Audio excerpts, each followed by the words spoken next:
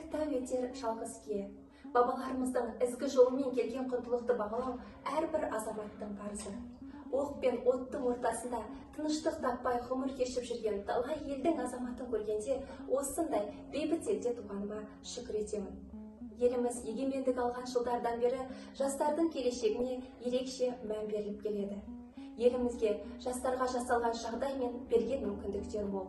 Осындай үлкен мүмкіндікті пайдаланып, жоғарғы оқу орнында, магистратурада, мемлекеттік грант негізінде білім алып, қалаған мамандықты меңгердім.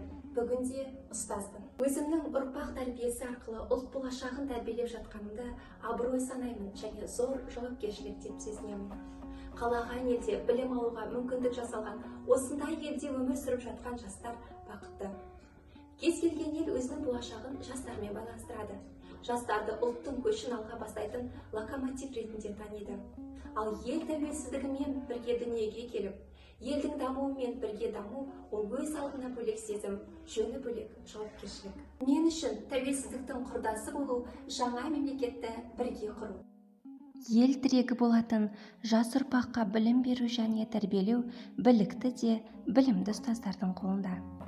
Елде қандай қиын кезеңдер болса да, білім беру жүйесі тоқтаған емес. Пандемия кезінде де ұстаздар елеулі еңбек етті. Білім министрлігі, жергілікті жерлердегі білім басқармасы оқушылардың қашықтан білім алуына мүмкіндік туғызды. Бұл жас ұрпақтың ертеңіне деген жауапкершілік. Мен де ұстаз ретінде бұл жүктің салмағын түсініп, білім жолында талмай еңбек етуге дайынмын. Мұғалім мәртебесі көтеріліп, ары қарай жұмыс жасауыма үлкен мүмкіндіктер жасалып отыр. Біліміңді еңбекпен өмірдің өзіңде шыңдап отыр. Сонда ғана білім деп аталатын асыл тас тот баспастан жарқырай түседі деп Қаныш Имантайұлы Сәтбаев айтқандай, әрдайым өз білімімді жетілдіру үстіндемін. Тәуелсіздігіміздің тұтқасын мықтап ұстап қалар ел болашағы жас ұрпақ біздің қолымызда.